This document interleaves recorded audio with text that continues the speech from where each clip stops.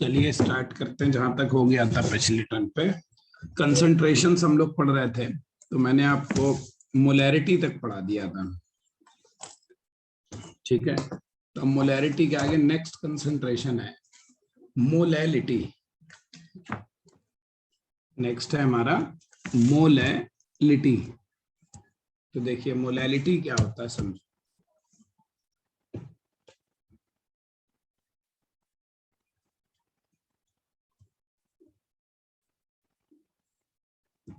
वो मोलैरिटी था, स्पेलिंग में देखना थोड़ा सा डिफरेंस है, ठीक है, इसलिए स्पेलिंग को ध्यान से देखना। मोलैरिटी था, ये मोलैलिटी है। तो मोलैलिटी बेसिकली क्या है, देखो मोलैलिटी क्या है, ये है मोलैरिटी में हम लोगों ने क्या देखा था कि सोल्यूशन के 1 लीटर में कितने मोल हैं। अभी तक जितनी हमने कंसंट्रेशन यूनिट देखी थी उनमें सब में सोल्यूशन की हम बात कर रहे थे। यहाँ पर भी सोल्यूशन ही है, लेकिन यहाँ हम इसको बात करते हैं सॉल्वेंट के रिस्पेक्ट में। यहाँ हम देखते हैं ये क्या है, number of moles of solute. Solute के मोल्स काय में इन 1 किलोग्राम कह लो या 1000 ग्राम कह लो ऑफ सॉल्वेंट। 1 किलो सॉल्वेंट में कितने मोल सोल्यूट के डिसॉल्व हैं, उसी को हम मोलैलिटी कहते हैं। ये फर्क है देखो। तो मोलैलिटी जो है, मोलैलिटी इक्वल्स टू क्या हो जाएगा, देखो number of moles of solute, है ना। मोल्स को हम लोग किससे डिनोट करते हैं, स्मॉल एन से। तो ऐसे लिख दो, moles of solute upon weight of solvent. तो इसको स्मॉल एन से लिख दो, इसको कैपिटल डब्ल्यू से, लेकिन ये वेट काय में, किलोग्राम में, या ऐसे लिख दो। अगर ग्राम में करो तो 1000 से मल्टीप्लाई कर दो तो ग्राम में। और मोल बराबर क्या होता है, मोल हम लोग जानते हैं, मोल होता है weight of solute upon molecular weight into capital small capital W काय में, ग्राम्स में। ये इसका फार्मूला हो गया मोलैलिटी का। तो वहां पे हम नंबर ऑफ मोल्स को देखते हैं सॉल्यूशन के लीटर्स में, यहाँ पे हमें देखना है सॉल्वेंट का वेट लेना है 1 किलो। ध्यान रखना है स्मॉल डब्ल्यू क्या है यहाँ पे, स्मॉल डब्ल्यू है यहाँ पे वेट ऑफ सोल्यूट। ठीक, ये मोलैलिटी हो गया। फिर एक होता है, नेक्स्ट होता है इसमें देखो नॉर्मेलिटी। नेक्स्ट इसमें क्या है, नॉर्मेलिटी क्या होता है भाई। नॉर्मेलिटी देखो,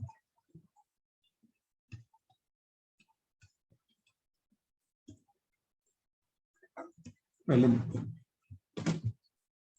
नॉर्मेलिटी में हम क्या देखते हैं, देखो इसमें हम देखते हैं सोल्यूट के ग्राम इक्विवेलेंट्स। ये क्या है, number of gram equivalents, gram equivalents of solute,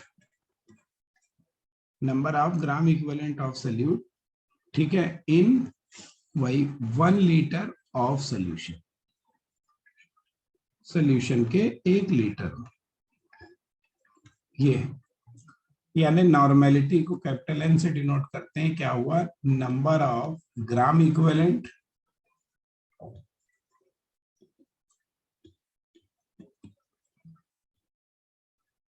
इसके ऑफ सोल्यूट के upon volume of solution.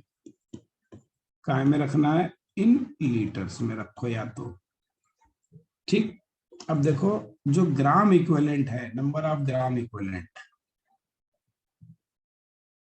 Number of gram equivalents, GE कहेंगे इसे, ठीक है, ग्राम इक्विवेलेंट्स। ग्राम इक्विवेलेंट क्या होता है, जैसे मोल होता है वैसे ही ग्राम इक्विवेलेंट होता है। मोल क्या होता है, वेट अपॉन मॉलिक्यूलर वेट। ऐसे ये होता है वेट अपॉन इक्विवेलेंट वेट, बस इतना फर्क है, इक्विवेलेंट वेट। ठीक, यानी स्मॉल डब्ल्यू वेट से लिख दो और इक्विवेलेंट वेट को हम लोग कैपिटल ई से लिखते हैं। तो इसका मतलब नॉर्मेलिटी क्या हो जाएगा, नॉर्मेलिटी हो जाएगा ग्राम इक्विवेलेंट की जगह रख लो तुम W equivalent upon equivalent weight, और वॉल्यूम ऑफ सॉल्यूशन हो गया लीटर में, या मिलीलीटर में रखो तो 1000 small W upon E into volume इन मिलीलीटर, ये हो जाएगा देखो इसका फार्मूला। ठीक है, तो ग्राम इक्विवेलेंट और मोल्स में फर्क वो है, मोल क्या है वेट अपॉन मॉलिक्यूलर वेट, और ग्राम इक्विवेलेंट क्या है mole upon weight upon equivalent weight, ये नॉर्मेलिटी का फार्मूला। अब देखो यही पे एक चीज ध्यान से, जैसे हम लोगों ने ऊपर एक फार्मूला मोलैरिटी का देखा था, देखो हम लोगों ने ऊपर पढ़ा था नॉर्मेलिटी और मोलैरिटी। नॉर्मेलिटी हमारा क्या था, अभी हमने लिखा 1000 weight upon equivalent weight into volume इन ml मिलीलीटर में, एंड मोलैरिटी कल हम लोगों ने क्या पढ़ा था 1000 लास्ट क्लास में W अपॉन इक्विवेलेंट वेट की जगह हो जाता है मॉलिक्यूलर वेट इनटू वॉल्यूम इन ml। अब दोनों में रिलेशन निकालना नॉर्मेलिटी और मोलैरिटी में, तो देखो एक को दूसरे से डिवाइड कर दो, ठीक है, और इक्विवेलेंट वेट भी आपको याद है क्या होता है, देखो ये भी हम लोग को पता है, इक्विवेलेंट वेट हम लोगों ने क्या पढ़ा था अगर याद हो आपको, ये था molecular weight upon N factor, याद है एन फैक्टर, जिसको हम वैलेंसी फैक्टर भी कहते हैं, इक्विवेलेंट वेट निकालने सिखाए थे ना पीछे, इक्विवेलेंट वेट या कैसे निकालते हैं molecular weight by N valency factor. ठीक है, तो इसलिए देखो तुम क्या रख सकते हो, नॉर्मेलिटी बराबर 1000 स्मॉल डब्ल्यू ऐसे रहने दो। अब देखो इस इक्विवेलेंट वेट की जगह ये रख दो तो क्या होगा मॉलिक्यूलर वेट एन ऊपर आ जाएगा इनटू वॉल्यूम इन ml। अब इतने हिस्से को देखो, ये जो इतना हिस्सा है ये एन फैक्टर है, वैलेंसी फैक्टर। एन फैक्टर याद ही होगा आपको, हमने बताया था चेंज इन ऑक्सीडेशन स्टेट, ठीक है, चेंज इन ऑक्सीडेशन स्टेट। इस पूरे को हम क्या कह सकते हैं, इस पूरे को हम कह सकते हैं 1000 W upon molecular weight into VmL को, देखो ये किसके बराबर है मोलैरिटी के बराबर, तो ये हो गया मोलैरिटी इनटू स्मॉल n बचा। इसका मतलब क्या हो जाएगा, ये हो जाएगा नॉर्मेलिटी बराबर मोलैरिटी इनटू n, ये आ गया है, दोनों का आपस में रिलेशन हो गया। तो नॉर्मेलिटी को मोलैरिटी में बदलना हो या मोलैरिटी को नॉर्मेलिटी में बदलना हो तो हमें एन फैक्टर की बस जरूरत पड़ती है और कुछ नहीं, बाकी सब वैसे ही रहता है। एन फैक्टर के बेस पे आप इन दोनों को एक दूसरे में बदल सकते हैं, ये बहुत काम आएगा अभी। ठीक, एन जानते ही हो, एन क्या होता है एन फैक्टर। एन फैक्टर के बहुत सारे मतलब हम लोगों ने बताए हैं, या तो इसे हम कहते हैं एसिडिटी ऑफ बेस कहते हैं, या इसे हम बेसिसिटी ऑफ एसिड कहते हैं, बेसिसिटी ऑफ एसिड, ये सब पीछे बता चुके हैं, या टोटल पॉजिटिव और negative charge on salt in salt, salt में इसको देखते हैं, या हम रेडॉक्स रिएक्शन में देखते हैं चेंज इन ऑक्सीडेशन स्टेट। इतनी चीजों से हम लोगों ने एन फैक्टर पीछे निकालने जैसे सीखे हैं वैसे निकालना है। एन फैक्टर को जेड फैक्टर भी लोग कहते हैं, वो जैसे कह लो उससे कोई फर्क नहीं पड़ रहा है। ठीक, नेक्स्ट देखो इसके बाद होता है, नेक्स्ट है इसमें मोल फ्रैक्शन। मोल फ्रैक्शन इसको हम लोग x से डिनोट करते हैं, मोल फ्रैक्शन को x से डिनोट करते हैं। ठीक है, देखिए भाई, तो मोल फ्रैक्शन को जब हम x से डिनोट करते हैं तो देखो मोल फ्रैक्शन क्या होता है किसी सोल्यूशन में मान लो कई सारी चीजें हैं, कोई मान लो सोल्यूशन है, ये क्या है मान लो सॉल्वेंट है, ठीक, और इसमें हमने डाल दिया क्या, सल्यूट डाल दिया। सल्यूट के मान लो N1 मोल है, इसके मान लो N2 मोल है। तो मोल फ्रैक्शन क्या होता है, मोल फ्रैक्शन सल्यूट का निकालो, एक्स सल्यूट। कैसे निकालेंगे, सल्यूट के mole upon total mole, moles of solute upon total moles,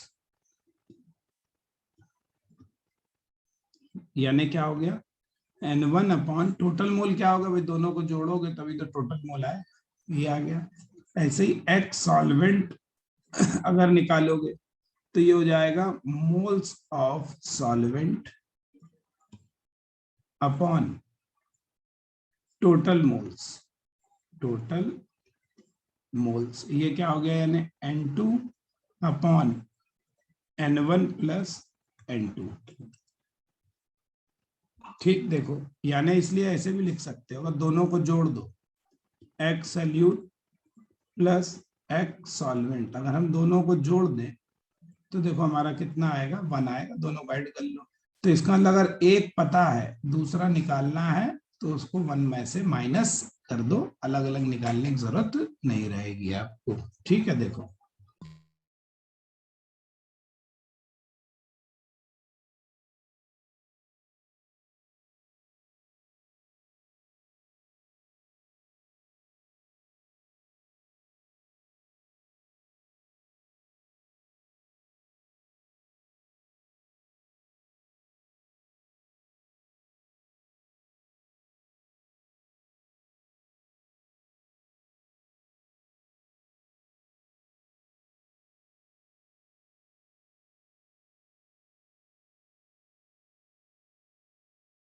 तो ये तो हो गया मोल फ्रैक्शन क्या होता है। मोल फ्रैक्शन कितने भी चीजें हो सकती है, कोई जरूरी नहीं दो हो।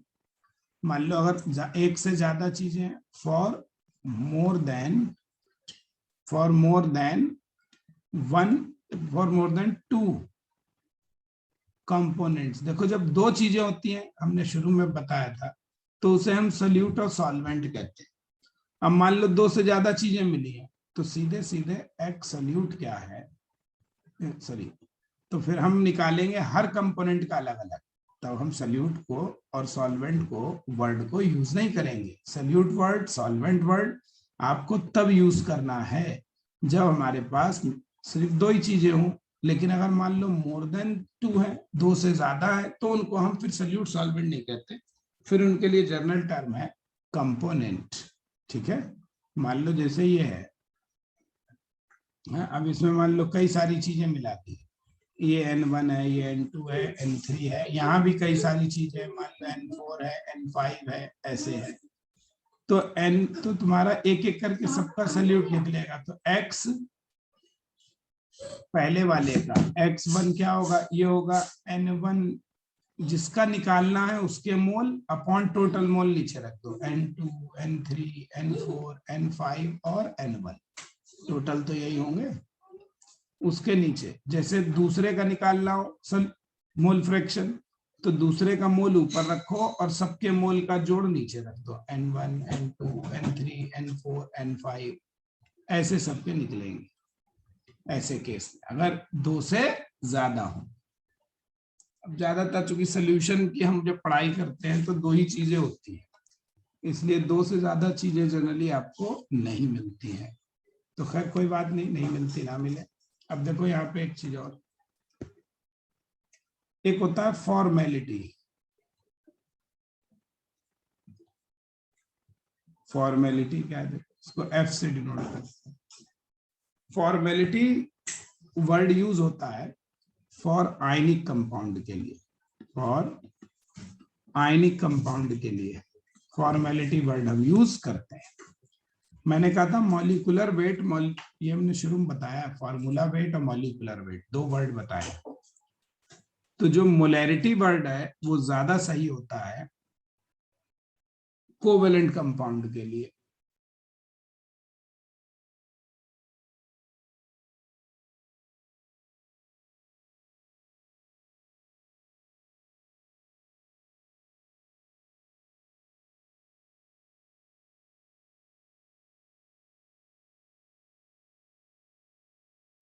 आयनिक कंपाउंड के लिए फॉर्मेलिटी यूज होता है, ध्यान रखो। तो यहां हम क्या करते हैं, सेम वैसे ही है। जैसे मोलैरिटी हमारा जो है क्या था, 1000 into weight of solute upon molecular weight into volume in ml। Molarity use होता है काहे के लिए,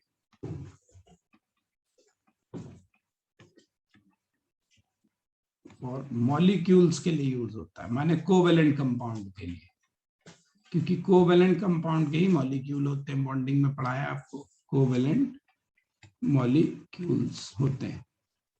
लेकिन आयनिक कंपाउंड के लिए सेम बस यही फार्मूला रख दो, 1000 इंटू वेट अपॉन वॉल्यूम इन ml। बस यहाँ मॉलिक्यूलर वेट की जगह हो जाएगा फॉर्मूला वेट, जो फार्मूला दिया है उसका वेट निकालिए। फार्मूला वेट और मॉलिक्यूलर वेट में एक्चुअली डिफरेंस होता है, ये अभी सॉलिड स्टेट में भी पढ़ाएंगे। जैसे सोडियम क्लोराइड आयनिक कंपाउंड है, लेकिन अगर उसके एक यूनिट सेल की स्ट्रक्चर देखो तो उसमें 4 सोडियम और 4 क्लोरीन है, लेकिन हम उसका फार्मूला NaCl लिखते हैं, तो हम सिर्फ NaCl का वेट निकालते हैं। तो होता क्या है, इन यूज जनरली हम क्या करते हैं, दोनों को एक ही मान लेते हैं। Generally formality and molarity are taken as same, taken as same, हम दोनों को एक मानकर यूज कर लेते हैं। तो जनरली कहीं तुम्हें फॉर्मेलिटी वर्ड कहीं दिखेगा नहीं, जनरली लोग इसमें मोलैरिटी ही वर्ड यूज करते हैं। नेक्स्ट देखो, जैसे अब देखो molarity equation and normality equation.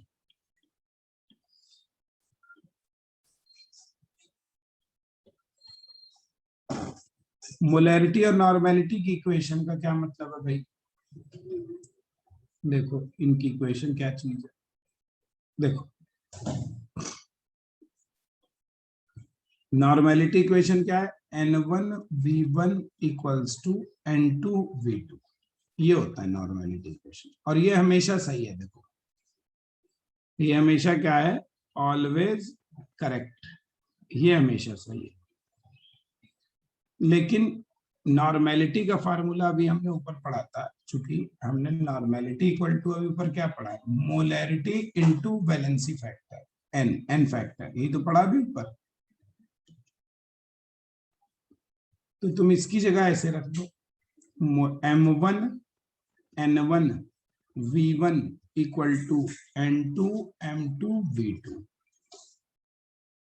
तो ये जब मोलैरिटी की बात करोगे तो वैलेंसी फैक्टर की बात करनी पड़ेगी, जब मोलैरिटी की आप बात करेंगे तो आपको वैलेंसी फैक्टर की बात करनी पड़ेगी, ध्यान रखो।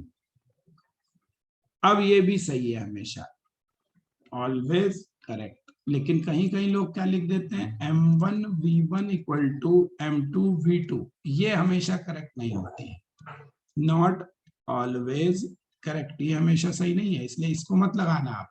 ये तो तभी सही होगी, ये वाली केवल तभी सही होगी, इट इज करेक्ट, ये तभी तो होगी जब when n factor n1 n2 बराबर कितना हो, 1 हो, या बराबर हो दोनों, या n1 बराबर n2 हो, तभी सही होगी ये। तो इसलिए हम इसे यूज करेंगे, ये वाली को यूज करिए और आप इसे यूज करिए, ठीक। ये भी बहुत काम आएगी क्वेश्चन आगे भी। देखो अच्छा नेक्स्ट देखो, अब देखो एक बड़ी इंपॉर्टेंट बात है। तो अब सारी कंसंट्रेशन टर्म हो गई तुम्हारी, ठीक है। अब जैसे हम बात करें इफेक्ट ऑफ टेम्परेचर का, effect of temperature on concentration terms. Concentration के जो इतने सारे टर्म्स हमने पढ़े, उन पर टेम्परेचर का क्या इफेक्ट होता है, ठीक। तो देखो एक एक करके, हमने पहले पढ़ा ग्राम पर लीटर स्ट्रेंथ, स्ट्रेंथ बराबर क्या था, ग्राम अपॉन वॉल्यूम इन लीटर्स, ठीक, ये था। हमने पढ़ा मोलैरिटी, मोलैरिटी क्या था, 1000 into W upon molecular weight into volume इन ml। ठीक, तो इसका मतलब यहाँ पे स्ट्रेंथ क्या है, वॉल्यूम के इनवर्सली प्रोपोर्शनल, मोलैरिटी क्या है, वॉल्यूम के इनवर्सली प्रोपोर्शनल। चलो ml लीटर लिख दो, उससे कोई मतलब नहीं है। ऐसे हमने पढ़ा नॉर्मेलिटी, नॉर्मेलिटी क्या है, 1000 into weight upon equivalent weight into volume इन ml। तो यहाँ भी नॉर्मेलिटी क्या है, वॉल्यूम पर डिपेंड करती है। हमने पढ़ा मोलैलिटी, मोलैलिटी क्या है, 1000 इंटू W, ठीक है, into molecular weight into weight of solvent in gram. यहाँ पे टेम्परेचर नहीं है, इसका मतलब देखो ये जो टर्म है, 3 टर्म जो हमने लिखे हैं, इसका मतलब क्या रिजल्ट निकल रहा है, हेंस। ऐसे मोल फ्रैक्शन भी पढ़ा, मोल फ्रैक्शन क्या होता है, किसी चीज का मोल अपॉन टोटल मोल। तो हेंस इससे क्या रिजल्ट निकल रहा है, देखो अब चूंकि हमारा एज वॉल्यूम जो होता है क्या होता है, टेम्परेचर पर डिपेंड करता है, टेम्परेचर डिपेंडेंट। टेम्परेचर घटाने बढ़ाने से कोई चीज या तो फैल जाती है या सिकुड़ जाती है ना, तो उसका वॉल्यूम क्या होता है, बदल जाता है। इसका मतलब वॉल्यूम टेम्परेचर पर डिपेंड करता है। तो चूंकि वॉल्यूम टेम्परेचर के घटाने बढ़ाने से वॉल्यूम घट बढ़ जाता है, इसीलिए मोलैरिटी जब ये बदल जाएंगे तो तुम्हारी नॉर्मेलिटी, मोलैरिटी और स्ट्रेंथ भी बढ़ जाएगा। इसलिए स्ट्रेंथ, मोलैरिटी और नॉर्मेलिटी ये क्या होंगे, टेम्परेचर डिपेंडेंट, टेम्परेचर पर निर्भर करेंगे, टेम्परेचर बदलने पर ये बदल जाएंगे। बट देखो इन दोनों में कहीं पर भी वॉल्यूम टर्म नहीं है, वॉल्यूम है ही नहीं इनके फार्मूले में। ठीक, इसलिए मोलैरिटी एंड मोल फ्रैक्शन ये डोंट डिपेंड अपॉन किस पर, टेम्परेचर। इसीलिए these are better terms, these are better terms, ये ज्यादा अच्छे टर्म्स हैं, हमें यूज करना चाहिए। बट ये भी बड़ी इंपॉर्टेंट बात है, ये दोनों अच्छे टर्म हैं, इसमें कोई दो राय नहीं है। बट देखो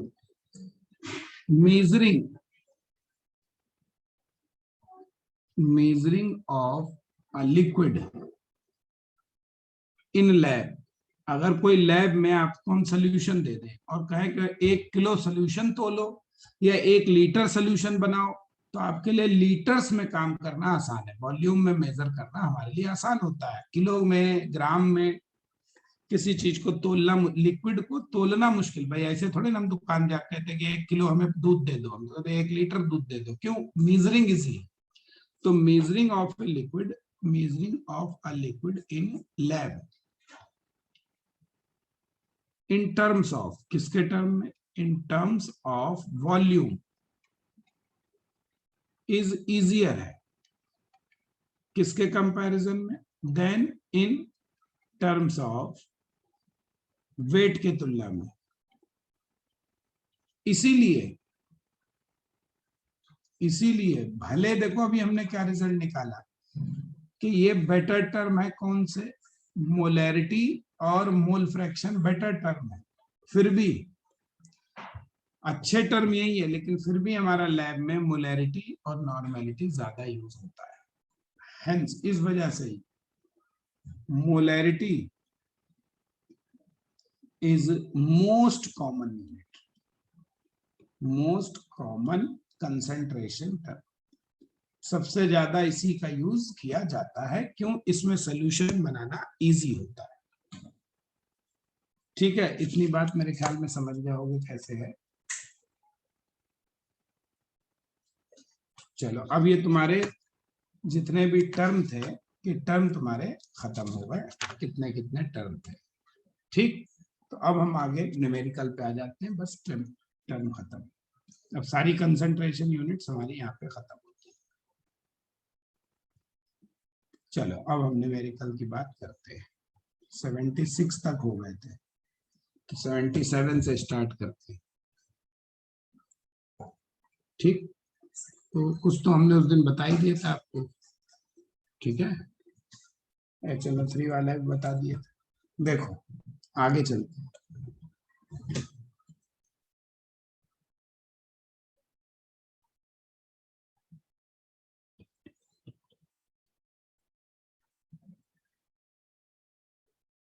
A solution of oxalic acid, formula दिया है COOH whole twice dot 2H2। Oxalic acid में 2 वाटर लगे होते हैं हाइड्रेशन के। इज प्रिपेयर्ड बाय डिसॉल्विंग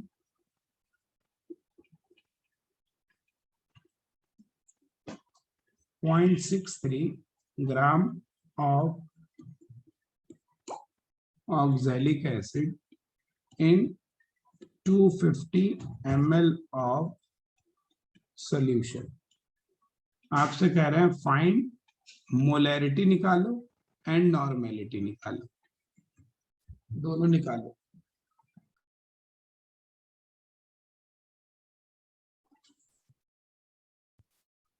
देखो बड़ा सिंपल सा है। पहले तो ऑक्सैलिक एसिड का मॉलिक्यूलर वेट निकाल लो, मॉलिक्यूलर वेट ऑफ इसका निकाल लो। देखो COOH है ना, तो C का मतलब 2, तो बाहर ही आ लिया, ये 2 है। कार्बन का 12, 2 ऑक्सीजन के हो गया 32, 1 ऑक्सीजन का 1, और प्लस इधर पानी का जोड़ दो, पानी का तो 18 होता ही है, पता ही है ना। तो ये 2 और इधर देखो 2 4 5 3 और 1 4। अभी धीरे धीरे याद हो जाएंगे। ये 90 प्लस 36 126 हो गया। ठीक है, ऑक्सैलिक एसिड का मॉलिक्यूलर मास 126। चलो अब समझो, बड़ा आसान है। आपसे क्या कह रहे हैं, आपसे कह रहे हैं भाई वेट कितना दिया, इतना वेट डिसॉल्व करना है, कितने वॉल्यूम में, 250 ml में। नॉर्मेलिटी निकालनी है, तो नॉर्मेलिटी क्या है, 1000 into weight upon equivalent weight into volume इन ml।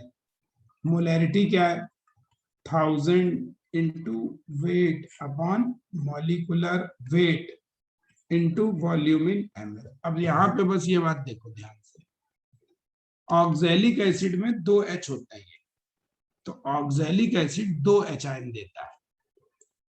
ऑक्सैलिक एसिड डोनेट करता है 2 H है, डोनेट 2H प्लस, इसलिए इसका जो N फैक्टर होगा वो कितना होगा, 2 होगा। बस यही ध्यान रखना, N फैक्टर की जरूरत पड़ेगी नॉर्मेलिटी के लिए, चूंकि इक्विवेलेंट वेट निकालना। मोलैरिटी तो देखो आसान है, 1000 वेट कितना दिया 0.63, मॉलिक्यूलर वेट आपने कितना निकाल लिया 126, और इधर आ गया हमारा कितना 250।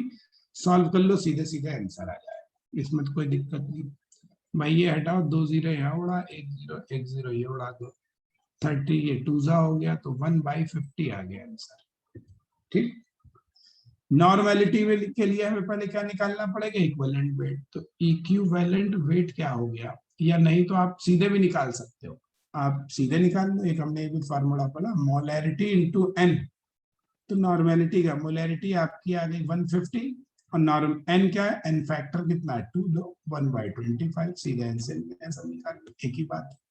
नहीं तो पूरे इस फार्मूले में रख के निकालो तो भी इतना ही आएगा, तब भी इक्विवेलेंट वेट के लिए 2 से डिवाइड ही करोगे, बात रही।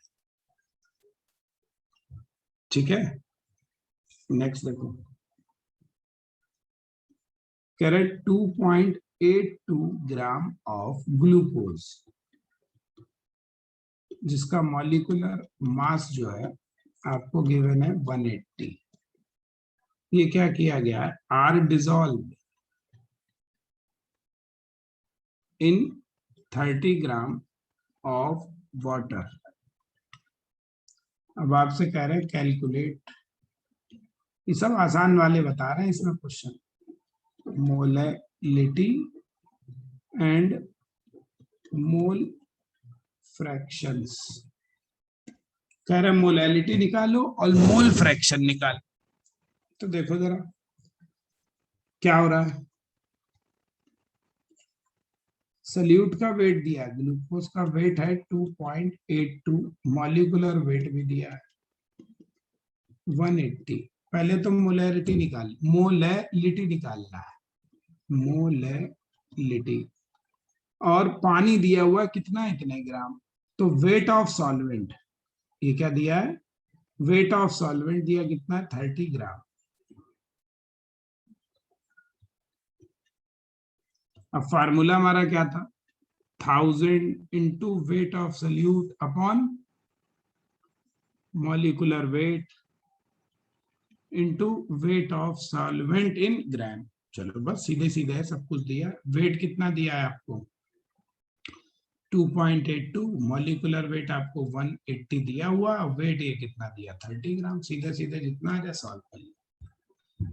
अब मोल फ्रैक्शन निकालना। देखो हो क्या रहा था, ये पानी था, पानी कितना है 30 ग्राम है, और इसमें हमने मिलाया है 2.82 ग्राम ग्लूकोज। ये है सोल्यूशन। हमें निकालने मोल फ्रैक्शन। मोल फ्रैक्शन दोनों के कह रहा है, सल्यूट का भी निकालो सॉल्वेंट का भी निकालो। पहले इसको मोल में निकालो, तो इसका मोल कितने हो जाएंगे, वेट अपॉन मॉलिक्यूलर वेट। कितना वेट है 2.82, मॉलिक्यूलर वेट आपको गिवन था क्वेश्चन में। मॉलिक्यूलर वेट जो है ग्लूकोज का आपको क्वेश्चन में गिवन है कितना 180। इधर देखो इसका भी मॉलिक्यूलर वेट निकाल लो, इसके मोल हो गए कितने, वेट अपॉन मॉलिक्यूलर वेट। तो अब बस मोल फ्रैक्शन सल्यूट का, एक्स सल्यूट कैसे निकलेगा, सल्यूट के मोल, फार्मूला क्या था, जिसका निकाल रहा हूं मोल फ्रैक्शन उसके मोल रखो नीचे, टोटल मोल। टोटल मोल कितने होगा इधर जोड़ लो, टोटल मोल्स दोनों को जोड़ दो भैया। ये 2.82 अपॉन 180 प्लस 30/80, इनको ऐड कर लीजिए, इसके निकल आएंगे। ठीक है, ये तो सिंपल है। इस जीरो घटा दो नीचे से, तो ऊपर हो जाएगा 0.282 अपॉन 18 प्लस 30/18। अब आसान हो गया, ये हो गया 30.282 अपॉन 18। ठीक है, बस। तो मोल ऑफ सल्यूट कितने, सल्यूट कौन है यहाँ पे, ग्लूकोज, कितना है 2.82 अपॉन 180, और टोटल मोल कितने 30.282 अपॉन 18। जितना आ जाए उतना आंसर सॉल्व कर लीजिए, आंसर आ जाएगा इसका। ठीक, कोई दिक्कत नहीं, आ जाएगा करीब 0.009 आएगा। तो दूसरे का निकालना है, सॉल्वेंट का माने पानी का। तो पानी के निकालने के लिए क्या 1 में से माइनस कर दो, क्योंकि दोनों का जोड़ तो 1 ही आता है। तो 1 माइनस 0.009 यानी 0.09991 आंसर। ठीक,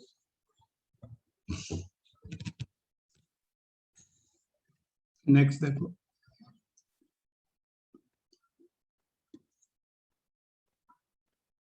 देखो ये तो बहुत काम आता है। आपसे कह रहे कैलकुलेट द मोलैरिटी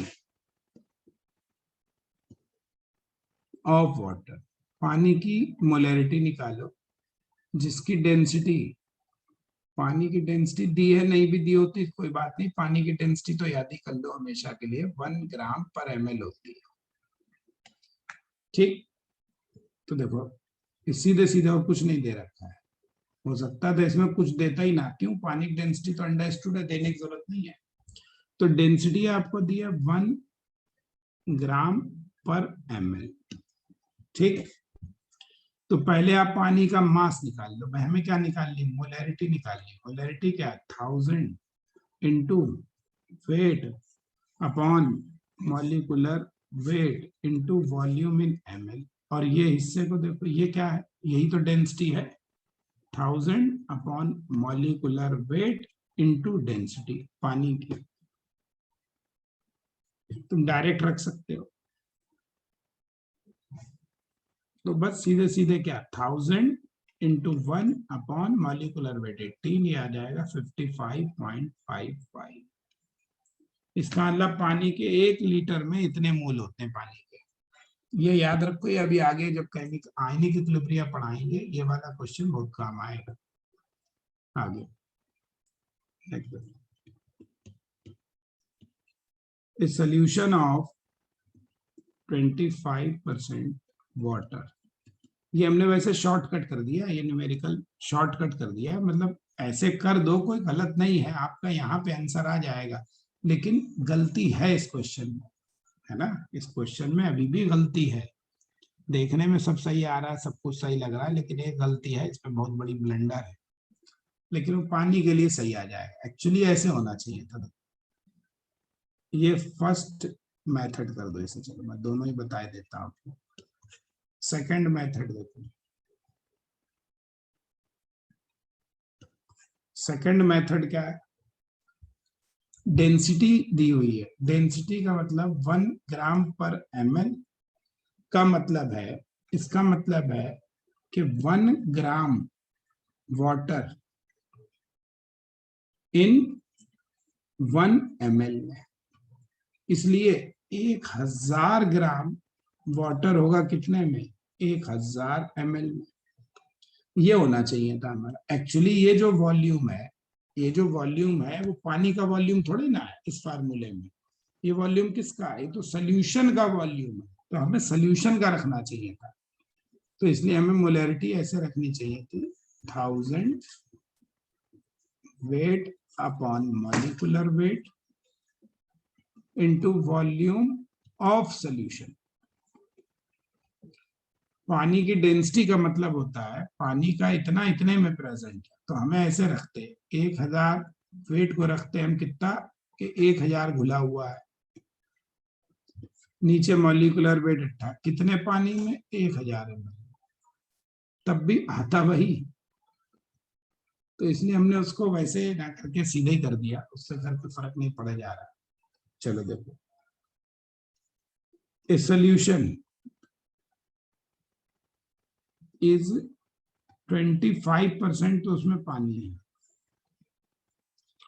25% इथेनॉल है एंड 50% एसिटिक एसिड है। वो भी कैसे है, बाई मास, तोल के हिसाब से इतने इतने हैं। आपसे कह रहे हैं कैलकुलेट मोल फ्रैक्शन, 3 चीजें हैं देखो यहाँ पे, mole fraction of each component, हर एक का निकाल लो, ठीक, सबके मोल फ्रैक्शन निकालो, बड़ा आसान है। देखो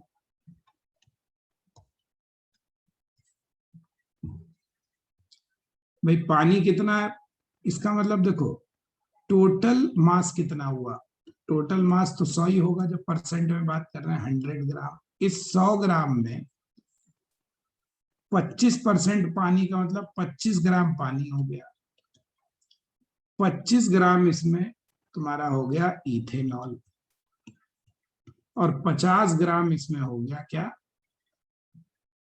एसिटिक एसिड, ठीक। तो water H2O, ethanol C2H5OH, acetic acid का फार्मूला CH3COOH। इनके जरा मॉलिक्यूलर वेट निकालो, मॉलिक्यूलर वेट पानी का तो पता ही 18 है, इसका मॉलिक्यूलर वेट निकालो, मोल निकालने पड़ेंगे ना मोल फ्रैक्शन निकालने के लिए, और मोल निकालने के लिए मॉलिक्यूलर वेट चाहिए, पहले नीचे जोड़ो, ये हो गया 24, इसका हो गया, और ये 5 + 16 + 1, ठीक, ये होगा 40, 5 5 40, 46 आ गया।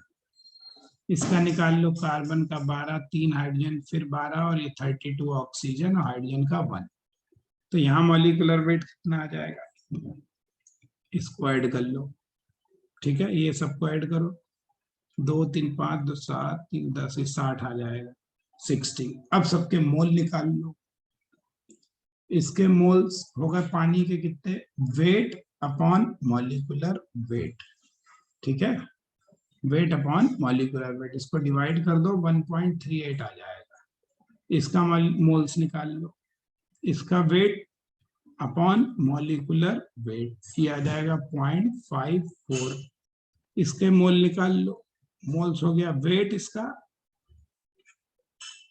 अपॉन मॉलिक्यूलर वेट 0.83, बस हो गया। अब इसका मोल फ्रैक्शन निकालो, मोल फ्रैक्शन पानी का, तो पानी के mole upon total mole, total mole कितने होगा पहले वो भी यहाँ कर लो, टोटल मोल्स सबको जोड़ लो, 1.38 इसके हैं, 0.54 इसके हैं, 0.83 इसके हैं, सबको जोड़ लीजिए, ये आ गया 2.76 समथिंग, 2.75 आएगा, 2 और 1 3 8 5 13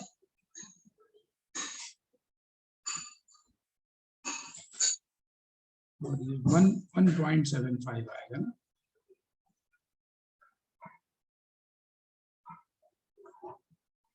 ठीक, ये हो गया 2.75। अब पानी का मोल फ्रैक्शन, पानी के मोल कितने, इतने अपॉन टोटल मोल, बस एक आंसर तो ये हो गया। ऐसे मोल फ्रैक्शन इथेनॉल का वो कितना हुआ, इसके मोल अपॉन टोटल मोल, ऐसे मोल फ्रैक्शन एसिटिक एसिड का निकालना, या तो पहले वाले दोनों जोड़ के इसको जोड़ के 1 में से माइनस कर दो, नहीं सीधे यही निकाल लो, इसके मोल अपॉन टोटल मोल, बस आंसर, ये सारे आंसर्स हो गए, ठीक है।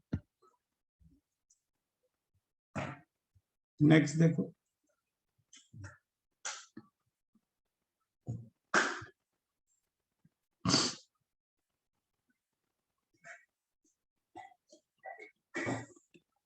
ये इंपॉर्टेंट क्वेश्चन है, इस सोल्यूशन ऑफ ग्लूकोज का सोल्यूशन है, काय में बनाया गया है, वाटर में, अब वो क्या है, इज 10% है, वेट बाय वेट, देखो ऐसे लिखा है वेट बाय वेट, और कह रहे हैं द डेंसिटी दी हुई है, और डेंसिटी भी किसकी दी है, पानी की नहीं दी है, सोल्यूशन की डेंसिटी, पानी की तो देने की जरूरत ही नहीं होती, अंडरस्टूड होती है हमेशा 1 ग्राम पर एम। आपसे कह रहे हैं कैलकुलेट, निकालो, क्या निकालो, मोलैरिटी निकालिए, और मोल फ्रैक्शन, और मोलैलिटी, मोलैलिटी निकालिए, दो चीजें, ठीक, देखो ये बहुत इंपॉर्टेंट क्वेश्चन है, बहुत बढ़िया आ चुका है पेपर में, वेट बाय वेट दिया हुआ देखो, और डेंसिटी सोल्यूशन की दी हुई है, ठीक, चलो मोलैरिटी क्या है पहले तो, अगर हमें मोलैरिटी निकालनी है तो मोलैरिटी क्या, 1000 वेट ऑफ सोल्यूट, माने ग्लूकोज सोल्यूट है, weight of solute upon molecular weight into volume in ml। अब देखो भाई, ग्लूकोज जो है ये हमारा सोल्यूट है, वो तो कहने की जरूरत ही नहीं है।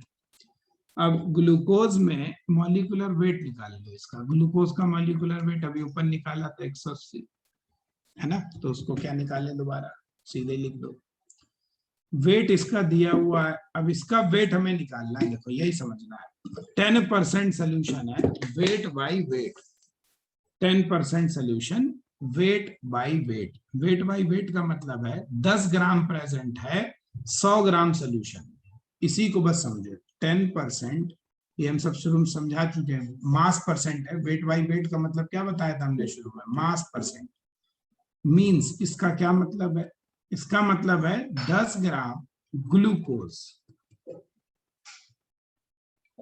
मौजूद है, प्रेजेंट इन 100 ग्राम सॉल्यूशन में,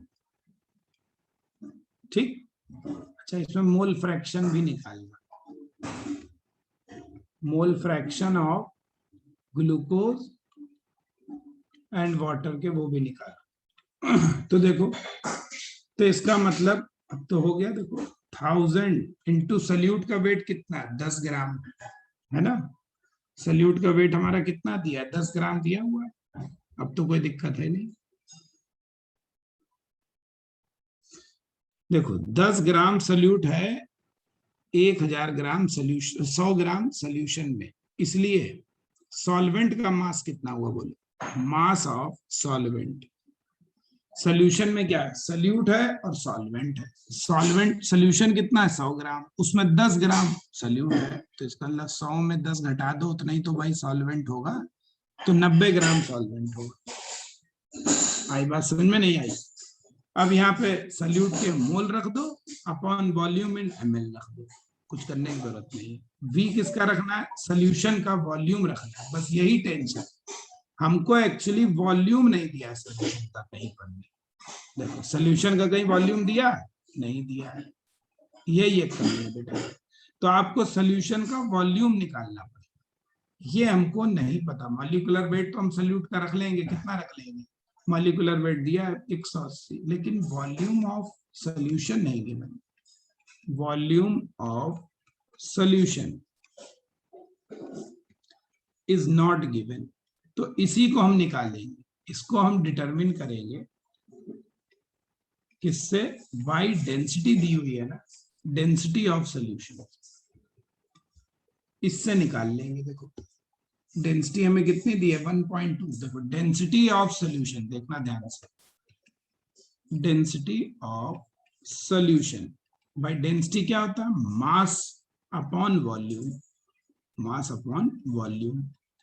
तो मास ऑफ सोल्यूशन रखना है अपॉन वॉल्यूम ऑफ सोल्यूशन रखना है, और हमें निकालना क्या है, डेंसिटी ऑफ सोल्यूशन गिवन है, देखो 1.2, आपको सोल्यूशन का मास कितना है 100, तो हमें क्या निकल आएगा, वॉल्यूम ऑफ सोल्यूशन निकल आएगा। अब ग्राम पर ml में दिया तो ml में निकलेगा, तो VmL निकल आएगा। तो VmL कितना हो गया 100 अपॉन 1.2, तो बस अब रख दो। तो मोलैरिटी आ गया तुम्हारा 1000 इंटू 10 अपॉन 180 इंटू 100, नीचे आ जाएगा 1.2 ऊपर चला जाएगा। सॉल्व कर लो, 2 0 3 0 तो यही उड़ गया, ये हो गया 12/18 आ जाएगा, है ना। ये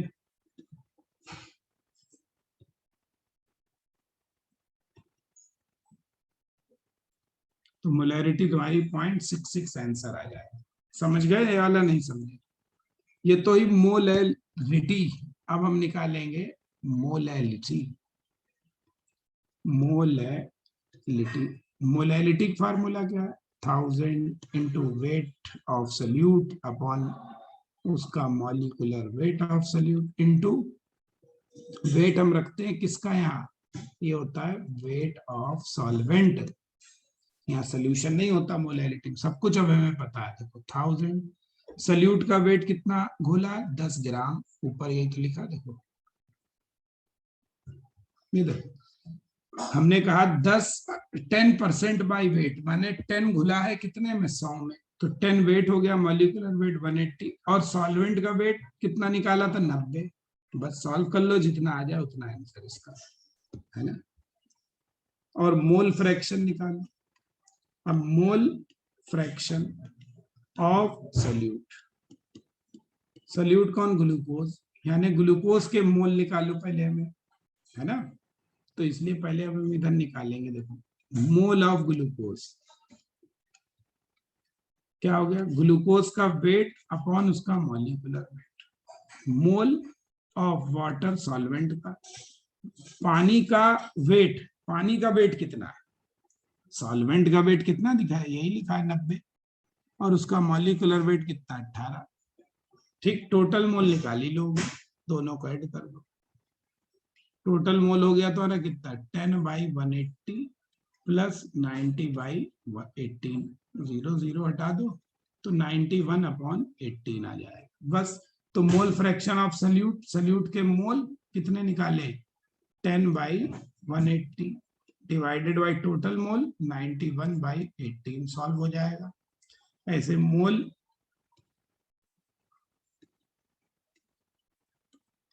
फ्रैक्शन ऑफ सॉल्वेंट की बात करें, उल्टा रख दिया हमने, 1 मिनट रुक जाओ, सॉरी, सही तो रखा है, हाँ ठीक है।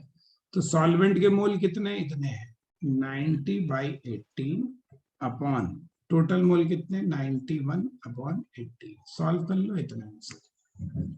देख लो, कोई डाउट हो तो बताओ, समझ में आए ये वाले, नहीं आए? अरे समझे?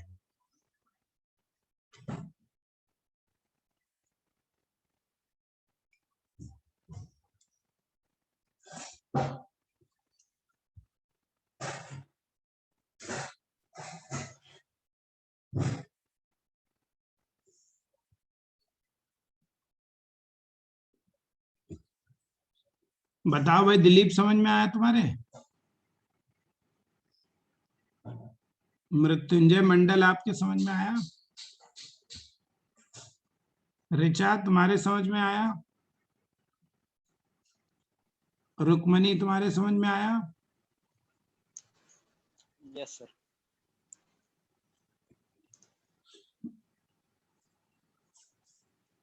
और श्रेया तुम्हारे समझ में आया? श्रेया यादव,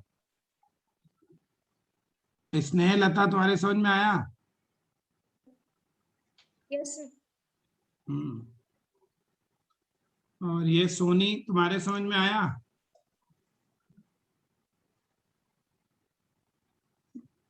अंशिका पटेल,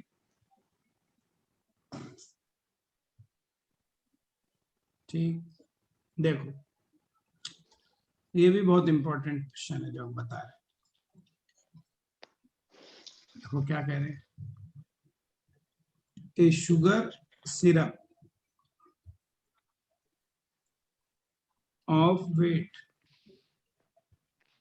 21.2 gram contain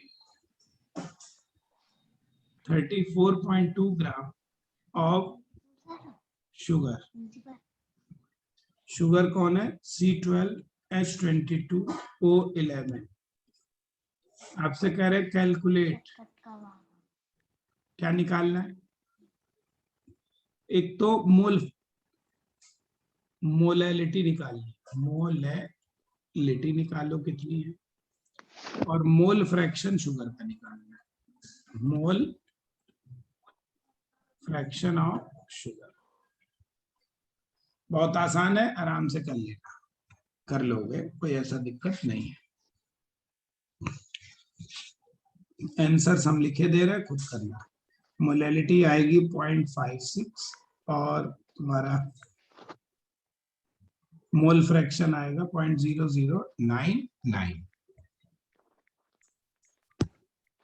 देखो नेक्स्ट, देखो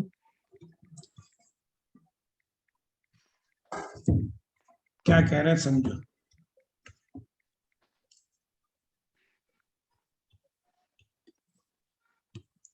calculate the volume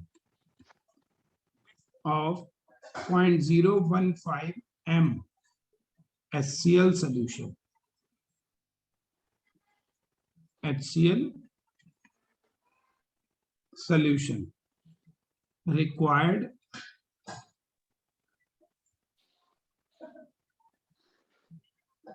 to prepare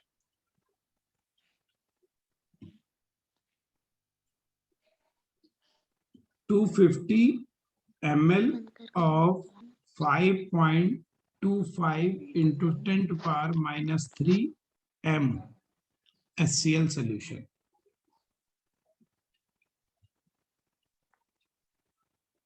क्या कह रहा है क्वेश्चन को देखो, ये क्वेश्चन लैब में बहुत काम आता है, ठीक है। देखो क्या कह रहा है, मेरी आवाज सबको क्लियर आ रही है, नहीं आ रही है?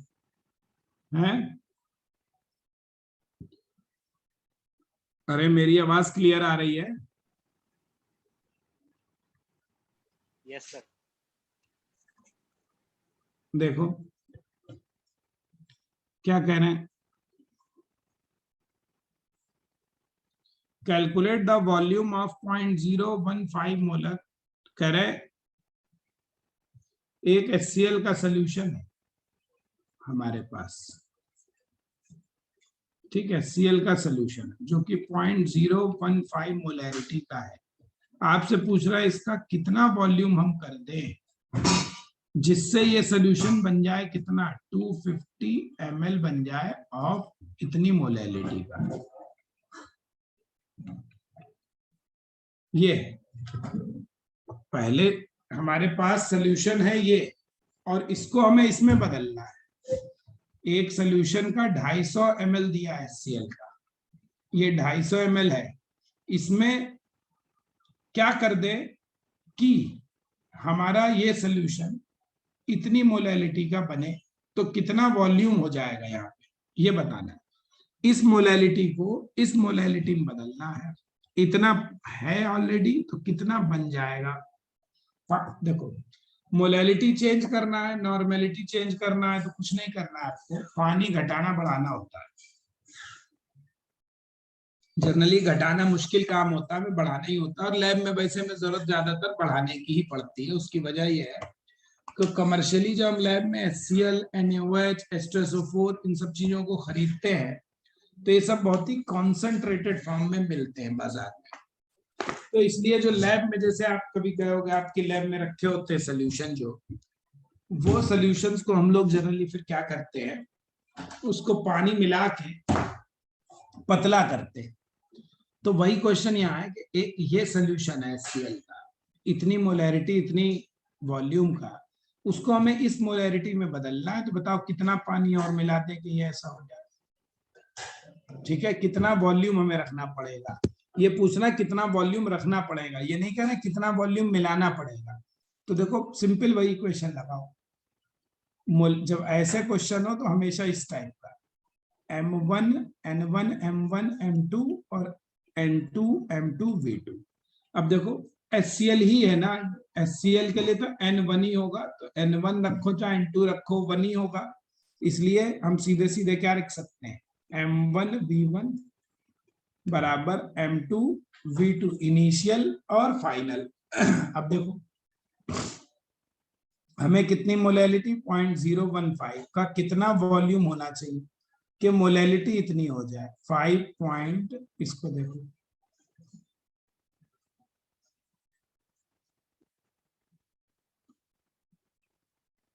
5.25 इंटू 10⁻³ ठीक है।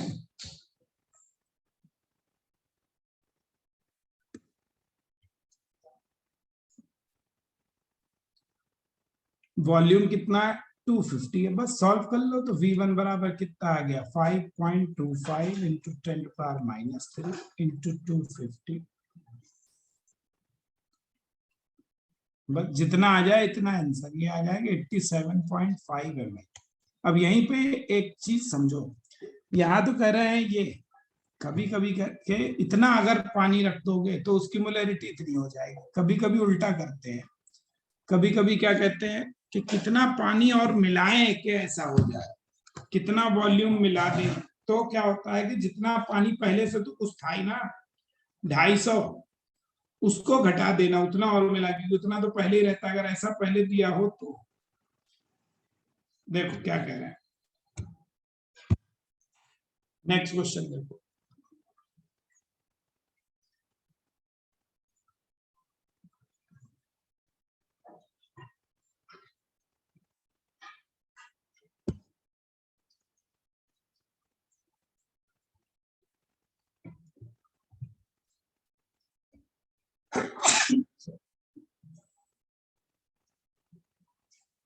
देखना ध्यान से।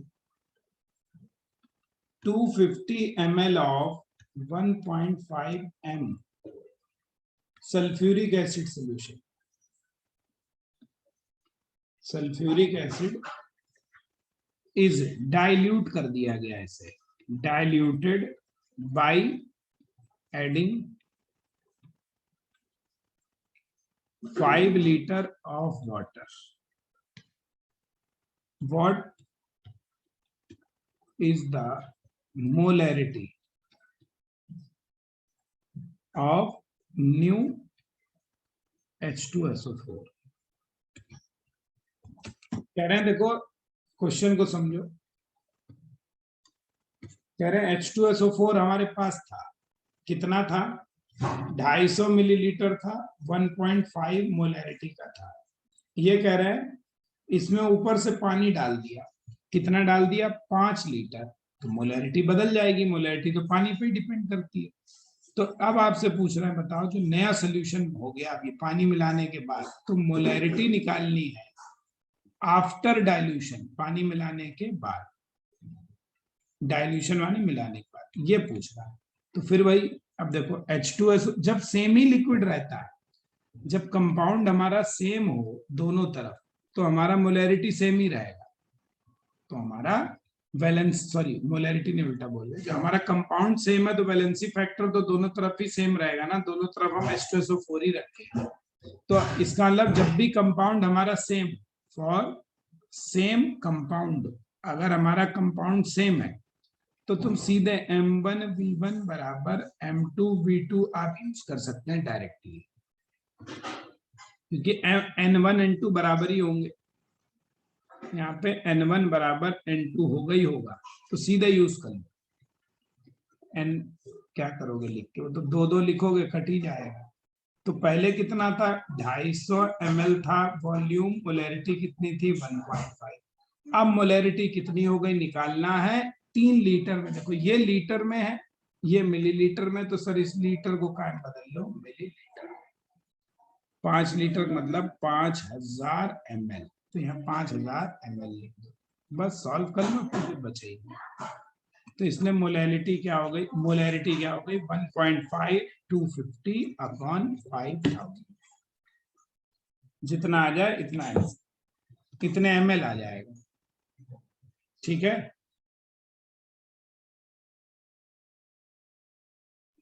समझे या नहीं समझे? बस जितना आ जाए इतना आंसर।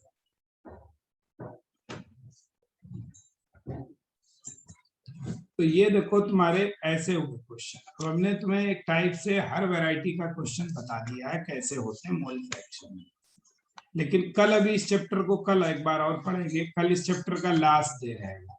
कल यहाँ पे मैं तुम्हें कुछ आए हुए क्वेश्चंस को बताऊंगा कैसे करे हैं, जो आए हुए क्वेश्चन, ठीक है? कल सिर्फ आए हुए क्वेश्चंस की बात करेंगे। तो कल इसका लास्ट डे है, ठीक है? कल इस चैप्टर का लास्ट डे, कल बात करेंगे इसकी। इसके बाद फिर हम तुम्हें दूसरा चैप्टर शुरू करेंगे। तो कल अब वो जो बुक थी उससे करके रखना, जो पहले बुक दी थी आपको ग्रुप में, उससे क्वेश्चंस करके रखना, कुछ हम बताएंगे आपको। ठीक, आज के लिए इतना रखो, कल मिलते हैं। ये बताओ